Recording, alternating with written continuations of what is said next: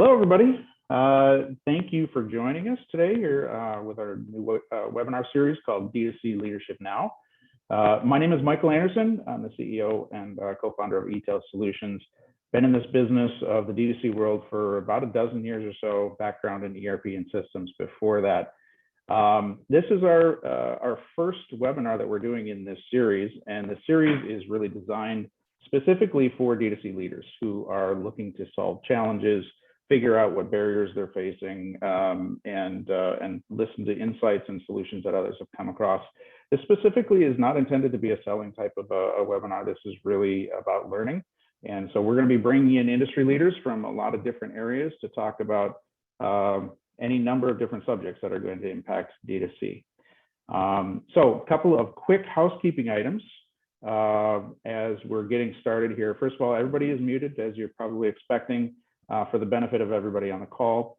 We do have a chat function off to the side, and actually, if you're willing, go ahead and use that chat function. Tell me where you're from, and in particular, if there's anything you're really wanting to learn about in this session, I'd love to see that in the chat sessions. We've got team members here who will be feeding me those as we get further into the webinar.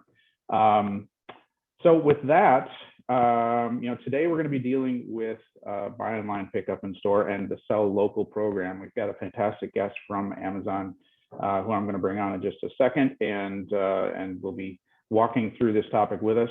But I did want to make sure that everybody was aware that next month our topic is really going to be about identifying IT barriers to D2C growth. We'll have the VP of Information Technology from Evenflow, technically Good Baby, the company that owns Evenflow, will be joining us and talking about what he has learned as he's gone through this journey of what are the IT barriers and bottlenecks that they're running into that they had to figure out ways to solve. So with that said, let's bring Jay into the conversation. We're joined here today by Jay Steele of Amazon. Jay, I was doing a little research and background on you, and it was really interesting to see you're a former lieutenant from the Navy, and you worked and did work with nuclear reactors. Is that right? Yeah, I was a nuclear engineer in the Navy, working on both submarines and aircraft carriers. It's a fun time. Cool. That's cool. And then you spent some time with the Washington Nationals as a business analyst, right? Yeah, they during my summer internship while I was at Chicago Booth, I worked for my hometown Nationals the year they won the World Series. I do not have a ring, which is upsetting, but maybe this will drive leadership there if they're watching.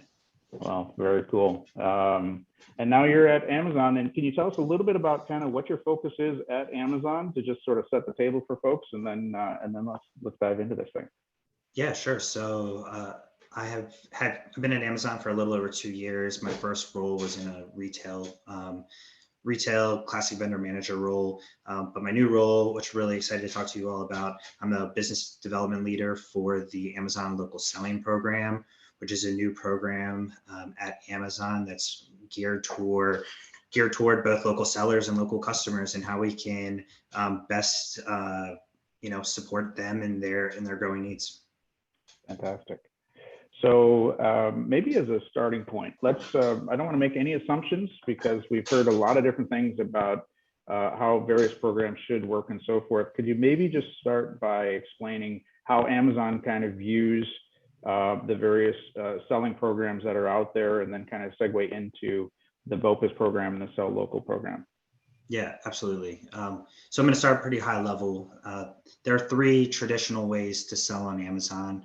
There's the retail relationship, where Amazon has a direct relationship with brands and manufacturers. Typically, in this scenario, Amazon procures products directly from them, usually brings it into our fulfillment centers and our network. We price the products, and we're responsible for getting them to the end customer. So that's the 1P or retail relationship. Then there's what we call fulfilled by Amazon, where the merchant is responsible for the products, which means they get to price the products, but they pay Amazon a fee to bring it into our network, and Amazon is responsible for getting it to the end customer. So essentially, like paying Amazon for their logistic and supply chain. And then the last flavor of selling products on Amazon is what we call Merchant Fulfill Network, known as MFN, also known out there as FBM, Fulfilled by Merchant, where it's the seller of record is responsible for pricing and getting products to end customer. So where this local selling program fits is squarely in the MFN or FBN avenue of selling on Amazon. So what was kind of the origin of this program, or the genesis, is that all three of these traditional ways to sell on Amazon require national offers. And what that means is that any seller on Amazon has to support the customer of the entire United States. And, that presents a couple of challenges, namely logistical, shipping costs or damages, but also some channel conflict issues if you have a dealership model and you don't want to cannibalize sales across your network.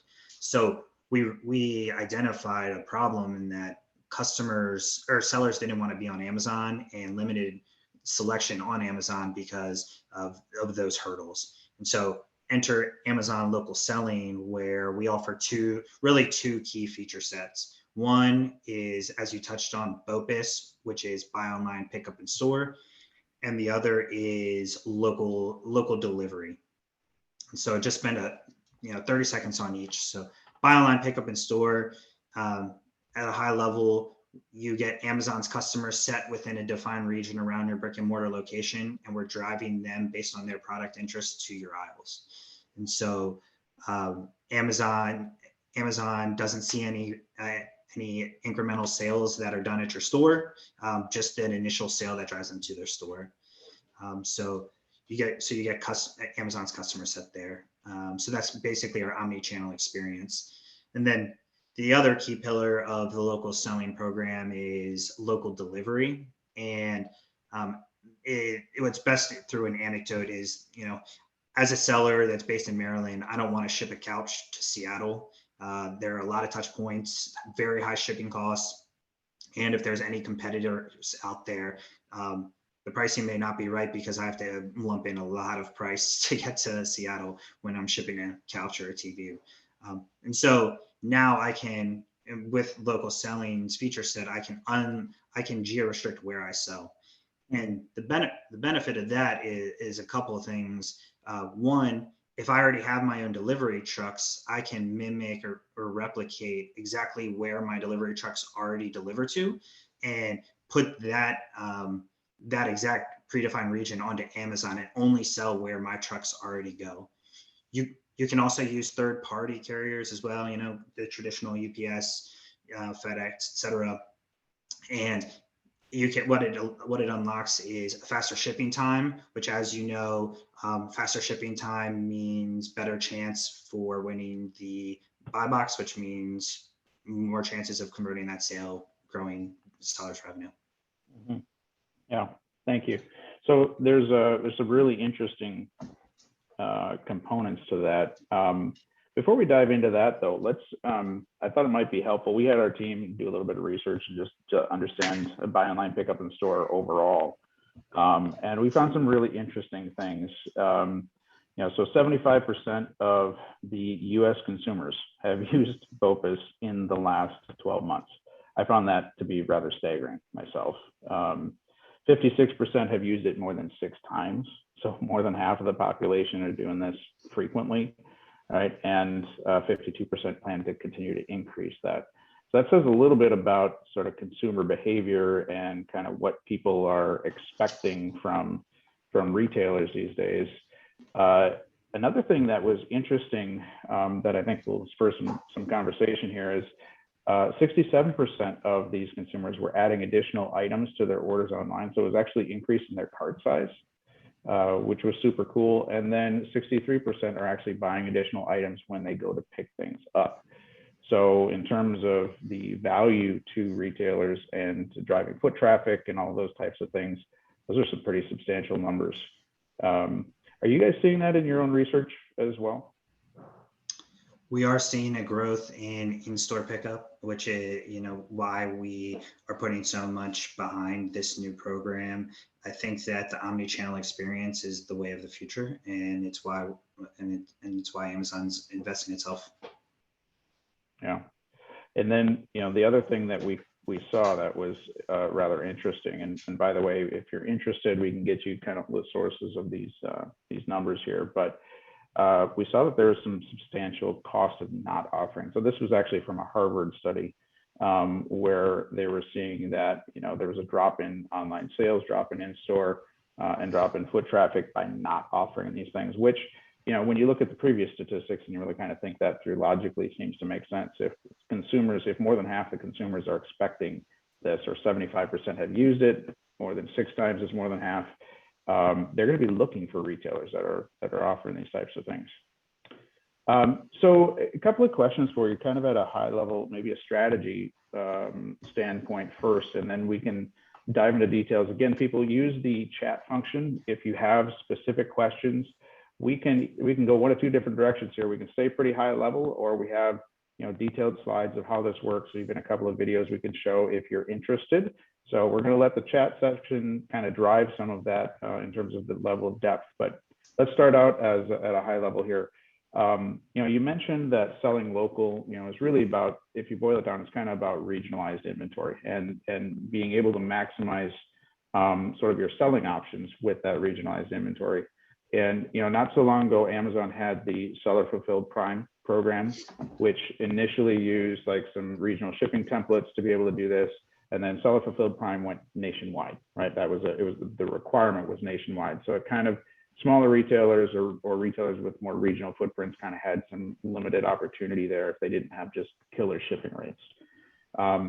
The Sell Local program, can you tell us maybe a little bit how that's different? And then a tag-along question to that would be, does Amazon intend to do any badging or anything like that to sort of help the consumers recognize that there may be a local option? Yeah, two good questions. So let's start with the Seller Fulfilled Prime. I want to make sure that it's clear, like this is not a Prime program. This is distinctly a merchant fulfilled network program that is focused on supporting local sellers, local customers, and adding an omni-channel experience. The way we saw this is not just another program to jump into. This is our response to new customer behaviors, likely driven by both COVID and by other macroeconomic conditions. So I want to make sure that it's distinct. This is not just like another badge. This is really the way I think we see the future going, in that we allow customers to support their local businesses and do so eventually knowingly, which gets to your point, like what's kind of the plan with marketing, and so and customer awareness. So to touch on the first part, today Amazon is always focused on the customer and the customer experience. And so today, the way customers shop on Amazon is they're looking for a product and they want to get the best product at the best price. And that's why people come to Amazon. And so we want to maintain that customer experience while still offering the product in the fastest delivery and or pickup option possible. And so in terms of customer awareness strategy, in terms of moving forward, I think there are a lot of options. We are a fairly nascent program. I always refer to it as a startup at Amazon. We've only been in existence for about 8 months, but I think as the program evolves, BOPIS and marketing technology and discovery will be a part of that equation. But today we want customers to find their products and find the products they want at the price they want, and then be able to choose what is the best option for them in terms of getting that product. Yeah. And I threw on the screen here just sort of a screenshot of kind of what that customer experience will look like. You'll see that there's sort of the standard delivery tab that you expect to see, but when store pickup is an option, you'll be able to see that as well. Yeah, and so just to kind of touch a little bit in the tactical of this is, so if I were interested in buying this TV projector, uh, if I were in 30 mile radius of a 30-mile radius, within a 30-mile radius of the store that is offering this, I would be able to see that store pick up tab. And then I would go through a customer journey of going and picking it up in their store, which I'm sure we'll get into the specifics later. Yeah. Okay, so switching gears a little bit, you and I were chatting a little bit before this, and it's interesting the perspectives that brands, manufacturers, and retailers have on Amazon isn't always a positive thing, right? Sometimes there are, bad 1P scenarios or situations that people have experienced, or as a retailer, retailers are likely going to be thinking about, well, what is Amazon intending here in terms of, is this going to steal more of my traffic? Because everybody is familiar with this whole concept of what do they call it, showrooming, right? Going to the Best Buy to see something and then checking Amazon to see if it's available for cheaper and all that stuff. So how do you kind of address that with retailers who may be concerned about that in terms of that sort of conflict of view? And is this something I should really consider? Yeah, it's a good question. I think that we are seeing that there is a little trepidation of partnering with the beast that is Amazon, but I think that unlike traditional Amazon, where you're exposed to the entire U.S. customer set and we're looking for all of your selection, I think our program provides a lot of opportunity for scalability and flexibility, which should make retailers more comfortable. But this is also unlocking the opportunity to drive customers into your aisles, and that opportunity is unlike anything Amazon's done before. So in terms of being able to both buy a product on Amazon and go pick it up, and then also go buy incremental products. And so I think that my response to like retailers is like, I understand your concerns of viewing Amazon that way, but I think that we can come through, whether it's with data to show that the foot traffic is going to grow your business. I think it makes sense, and it will make sense to them in time, and maybe not today, being that it's a new program, but tomorrow, a month from now. So there are a lot of other benefits. And by the way, I see some questions starting to come in. Please keep the chats coming here. We're going to load up on a few questions, then we'll start banging through them. But staying on this sort of what are the benefits to retailers for just a second. When we started engaging with you guys really as a solution provider to work with some clients, we took a really long, hard look at, is this something that's going to have legs? And clearly you can see the immense opportunity for Amazon, right? You can see this is another opportunity for Amazon to monetize inventory that it doesn't necessarily have to touch, right? And which can be a great thing, right, for Amazon, but it also can be a great thing for sellers. We saw this as a pretty substantial opportunity for increasing store traffic and foot traffic in particular. And it's interesting to think about how sort of the marketing arms of some of these retailers could be looking at this a little bit differently of, how can I leverage the, North America's largest e-commerce site, with, I think I saw a statistic that was over 50% of D2C e-com happened on Amazon last year, which is staggering to think about. But how do you leverage all those eyeballs to drive store traffic? And, clearly the BOPIS statistics that are out there are saying that this is a thing. It's going to stick around for a while, and the consumers really expect this now, especially after COVID. Are you, as you're talking to some of these retailers, do you feel like the retailers are picking up on that as a way to really drive awareness of their physical locations and getting people into stores?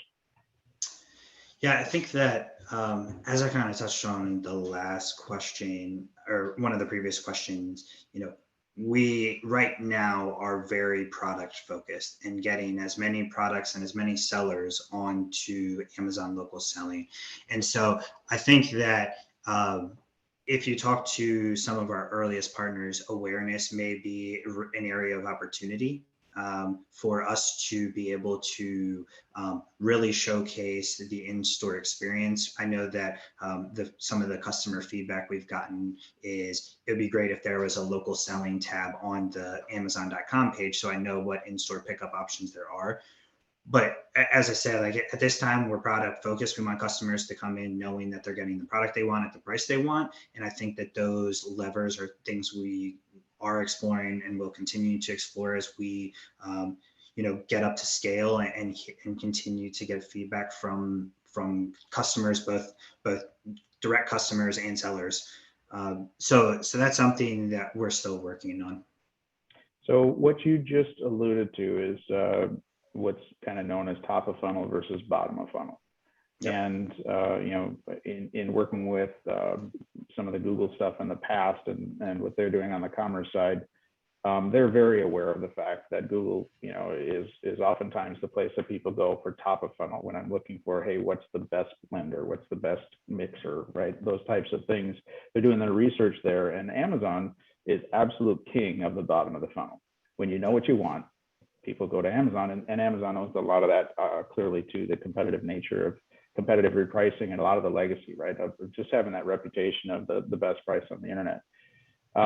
So, when you are looking at sort of that top of funnel versus bottom of funnel challenge, it seems to me, and you also referenced the fact a little while ago before this call, this is like an 8-month startup within Amazon, right? And it seems to me that when people are looking for products, there's a top of funnel problem that occurs in that people need to think of Amazon for when they are buying something that they know is a local type of a product.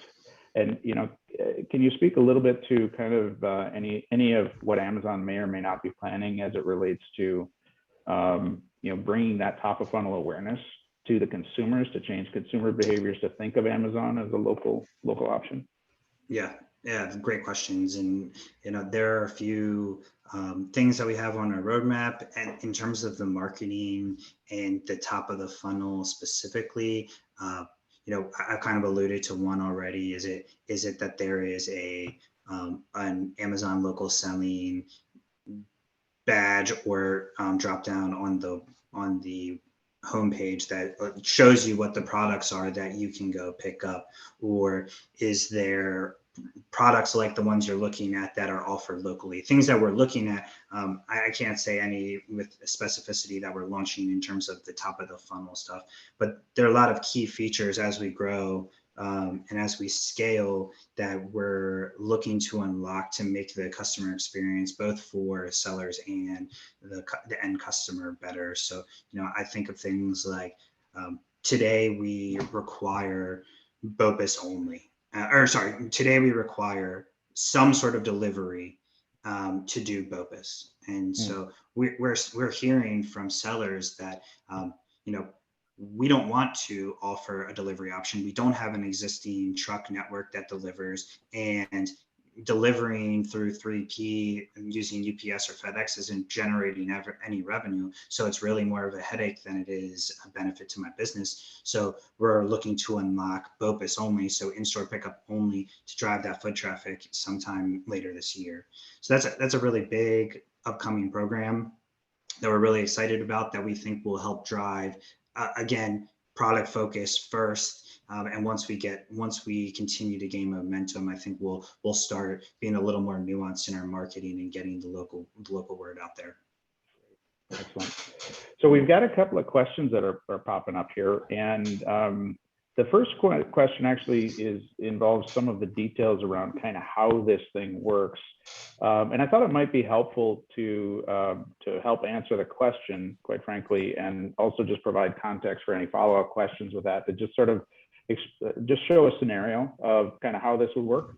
And so, we have been helping an organization called Tire Discounters to roll this out, and truth be told, it's live, but still rolling out to their various locations. They're up to about 170 different locations that they have total, and ultimately the plan will be to deploy them everywhere. But what we prepared here, just so people can kind of understand the experience, is just a quick video of what that consumer experience would be. So for example, here, if you're looking for a tire, you'd be able to go online, look for the tire, but ultimately you do need to select where you're buying from if you're the consumer, and your ship to or deliver to has to be, in a region where this is accessible. And then you see that store pickup function on the right-hand side, and ultimately can add that cart and proceed to your checkout. Once you do check that out and go through the checkout process and place your order as a consumer, then you would receive, let's see if I can get this to trigger the next, there you go. You would receive then an order confirmation, right? And the status here on the screen, I don't think you can see my mouse, I'm kind of circling the preparing for pickup. You would see that as a consumer, right? So Amazon lets you know, don't go yet to go get this. On the side of the retailer, this is our interface. So you could use I believe there's a couple of other tools out there. We're just showing you kind of how one scenario works here, but effectively you have the ability then to see the orders coming into the system. And this is all currently done via API into Amazon's backend.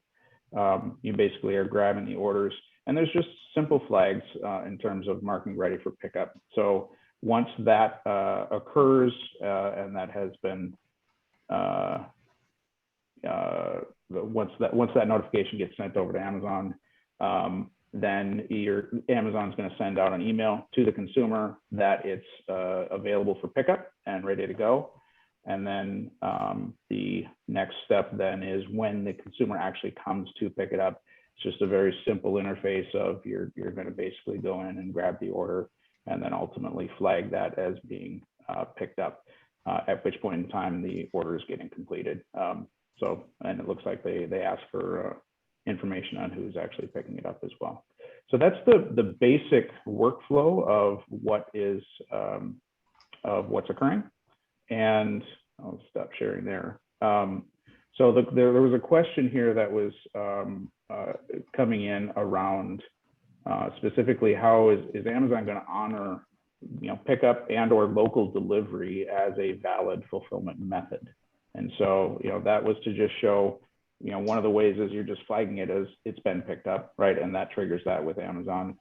For local delivery, is it a similar approach, Jay, in terms of just flagging that it has been delivered versus putting in valid tracking numbers?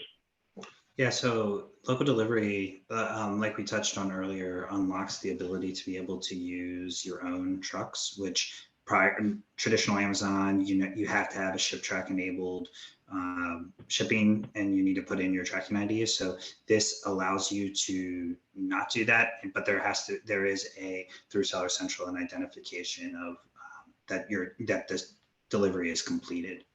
Sure. Okay.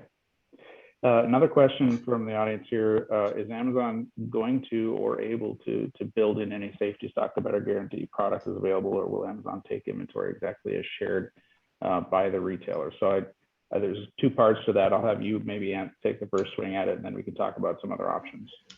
Yeah, I think that there's two questions, and then there's two different features in local selling. There's in-store pickup and there's local delivery. So for in-store pickup, we have API integrated with inventory feeds, so we know exactly the inventory. So a safety stock that traditionally there is a way to build a buffer in the inventory that you have that you want to be exposed to in-store pickup. So like that is all like at the retailer's discretion.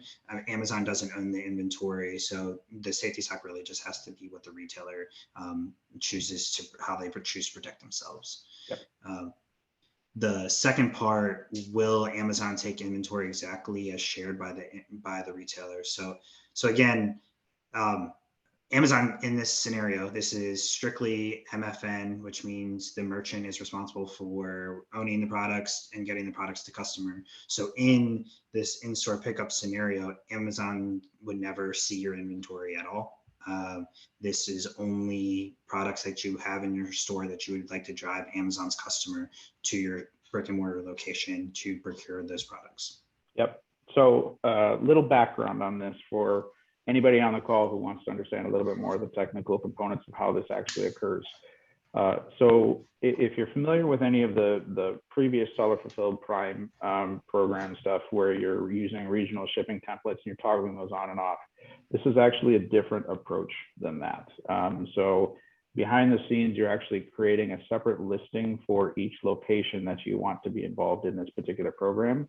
On our end, we actually kind of handle that through the listing management tools that we do, but effectively, when you have that listing, you can then publish inventory to individual listings. And so you basically correlate that with the inventory that's available, that's being fed to a system, you know, whether it's from your point of sale system or from sort of a master view of your retail availability that has been synced with the actual listings.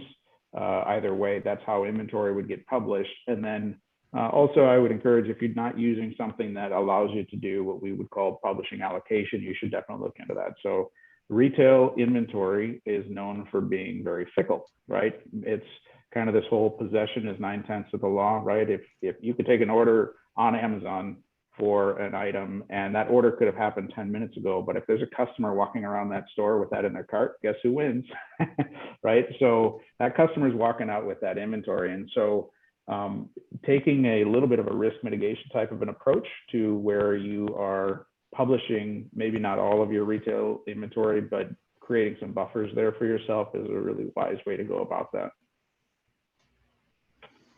Good question. I'm just going to peruse a couple more here. Are there certain types of customers who are more likely to use BOPIS? For example, customers who prefer retail shopping in shopping centers or malls, etc. I think versus standalone stores, I think is what's inferred there. Is it trying to target customers who are already out and about running errands? Yeah, Anthony, I think that we at Amazon are looking at it as like we're seeing like the customer behavior at a macro scale and seeing that in-store pickup is of interest to customers on the whole.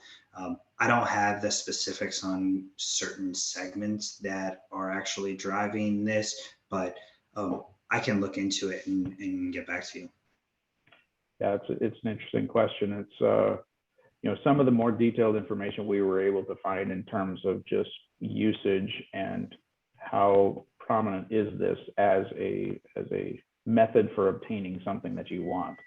That was the statistics or the percentages that we saw earlier was some of the more granular stuff that we were able to find out there. I haven't seen a whole lot yet that's digging into you know, other things that are going to be fascinating as this really gets out in terms of geofencing and, you know, using Amazon's app perhaps to do some geofencing and tying that into advertising. Those are all super cool things that I fully expect Amazon is going to dig into at some point in time. But again, to Jay's point earlier, you know, this is an 8-month-old startup and this thing is really just getting off the ground right now. You know, to that question, Jay, maybe you could speak on, are there benefits to really trying to get involved in this thing early versus, you know, early adopter versus, you know, other than that?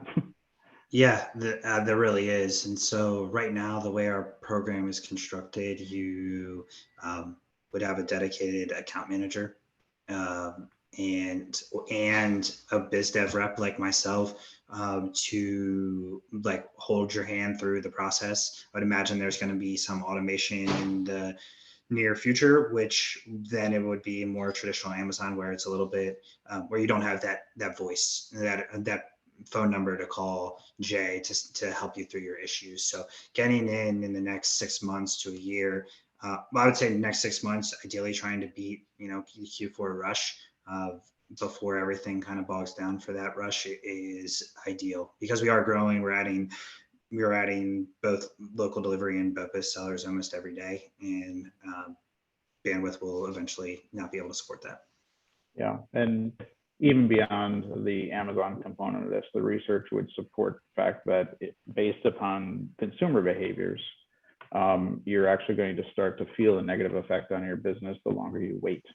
And honestly, that's, no offense, Jay, but that's BOPIS even beyond Amazon, obviously, right? That's using your own websites and whatever other methods as well. But it would seem as though there's a tremendous amount of momentum in this direction from a consumer behavior standpoint, and this is definitely something to be investing in one way or the other if you're not already. Yeah. Hey, Michael, do you mind if I just run through really quickly a couple of these questions? Yeah. And just touch on a couple. So we got a couple of what is the storefront location requirements? And so we do not require a traditional brick and mortar storefront location. However, we do verify through operational readiness testing that the fulfillment center or warehouse is of Amazon quality that provides the best customer experience, meaning if it's deep in a warehouse district and doesn't have parking for customers, you're not going to be able to do in-store pickup at this time, unless you have that safe space where a customer can go in and pick up their products. And so I think that hits on a couple. I think you've already touched on the couple inventory questions where we do this through APIs, and Etail is one of the best at being able to help you through that. The other question really quickly was pricing. I saw pricing, you can, and you have the option to price differently from delivery to in-store pickup.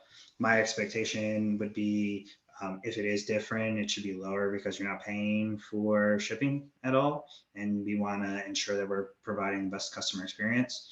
And that includes having the lowest prices. And then the other one that I saw was how long from Ari.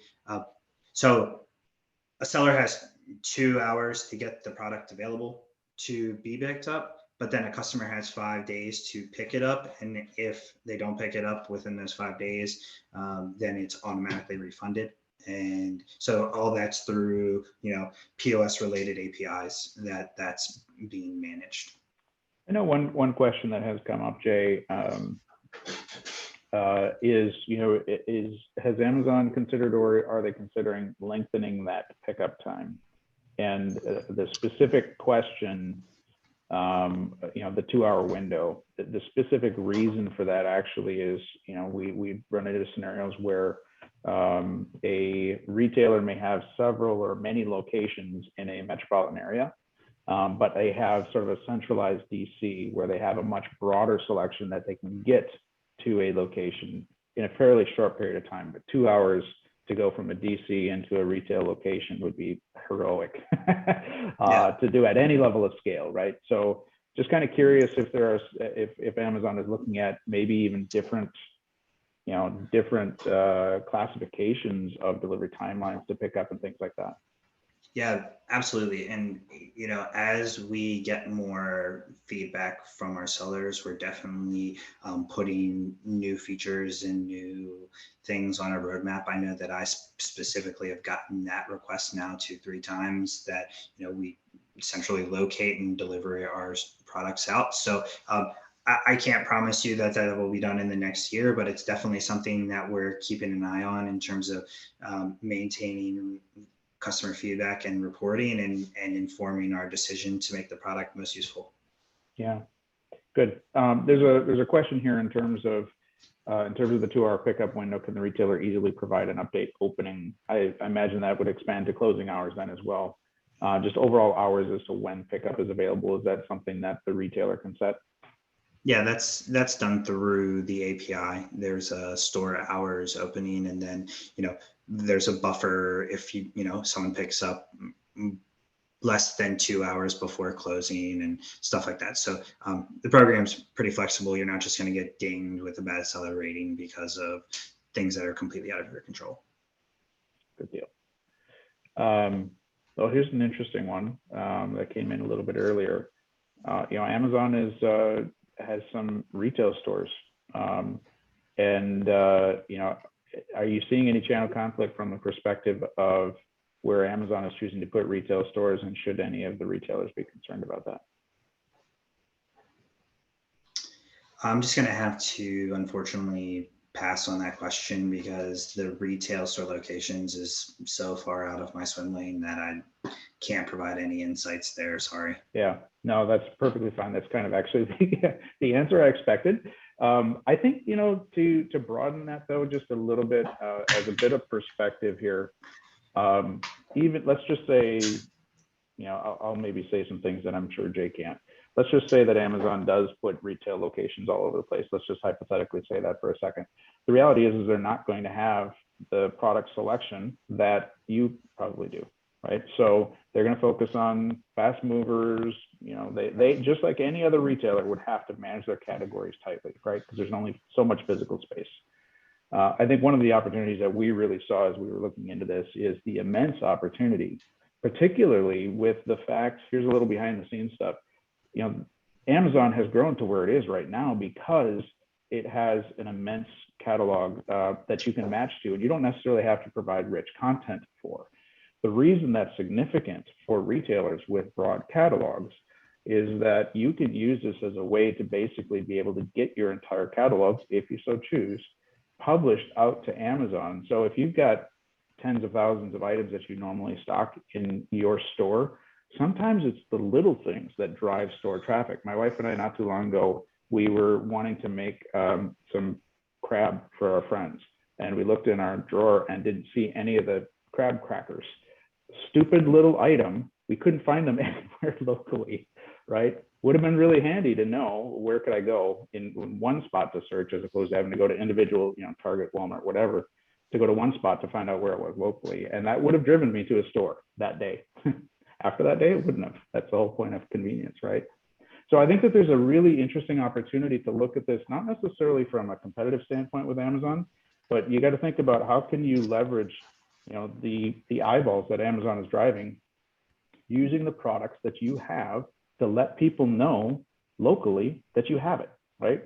And use that. You could almost even look at that as whether or not an individual item drives a lot of sales, it's not necessarily about that. It's about, can you bring awareness to the fact that you have an item and drive the store traffic?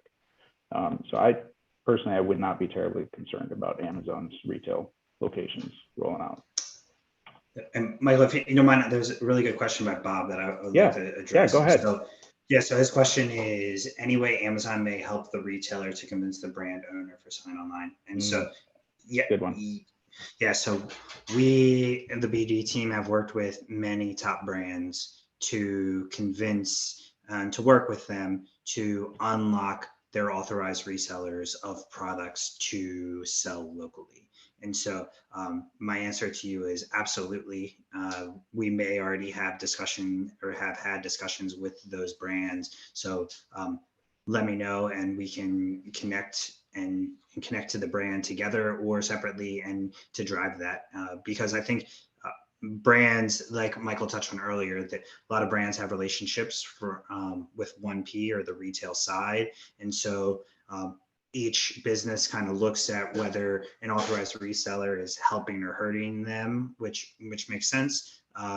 But we have seen that there are a lot of sellers and brands that have partnered together to, fill in those gaps, whether it's we're going to be out of stock or we're trying to launch new products that Amazon isn't buying yet, or Amazon, and it's a technical term called crap, cannot realize a profit, and Amazon's just not buying it. There are a lot of these flavors of why a brand may not be getting the volume that they want through retail. And if they unlock their authorized resellers to do it, not only are they providing another avenue for growth on their side, but also supporting their authorized reseller.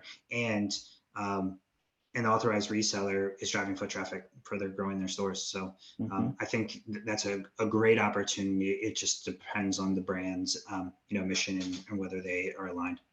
Yeah, and we've been having some really interesting conversations with some of the larger brands around this whole idea of actually having the brand sponsor these types of programs for their retail partners as a way to drive pull-through sales into the retail locations.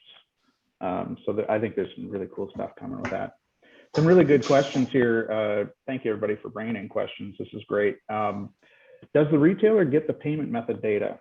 Asking in particular in reference to execution of returns. If the retailer can support return to warehouse for a BOPIS order, will the retailer be able to execute the refund with existing information?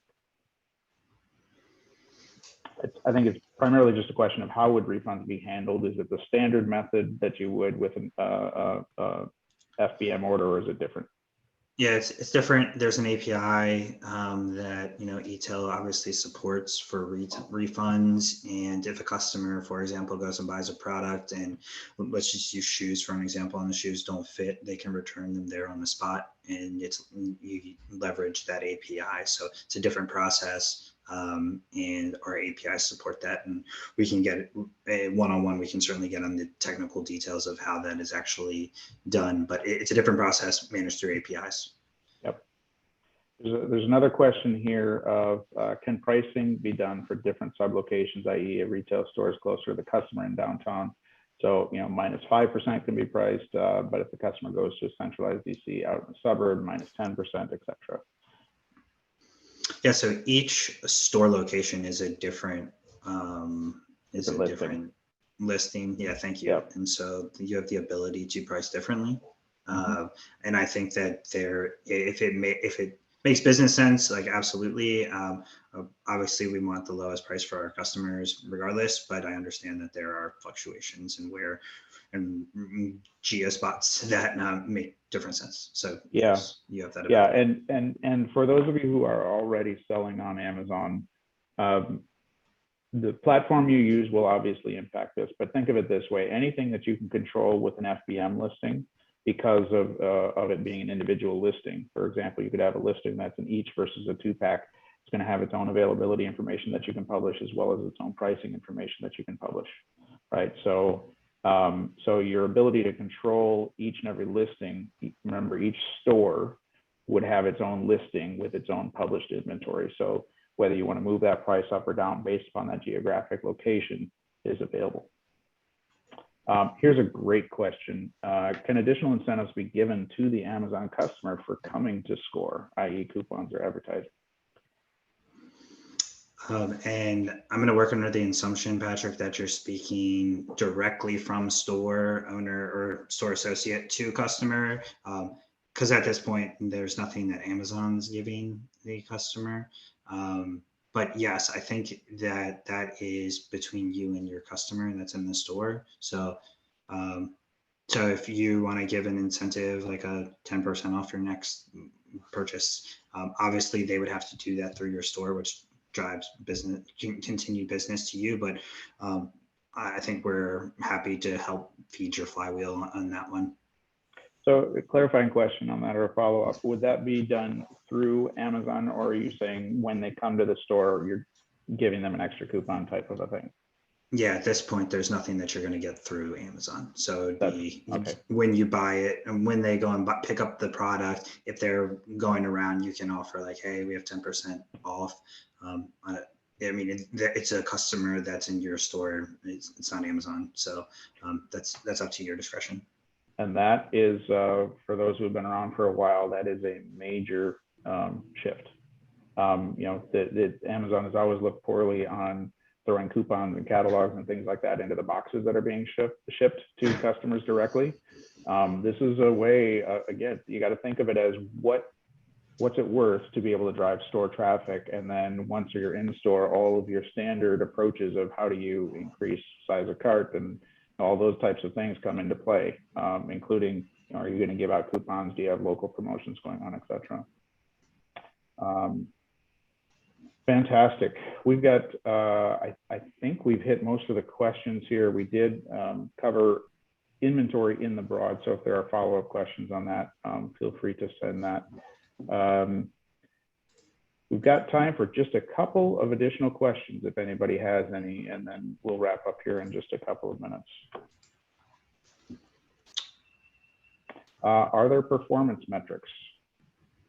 What are the things that sellers need to be aware of as it relates to this program and being able to meet a certain level of performance?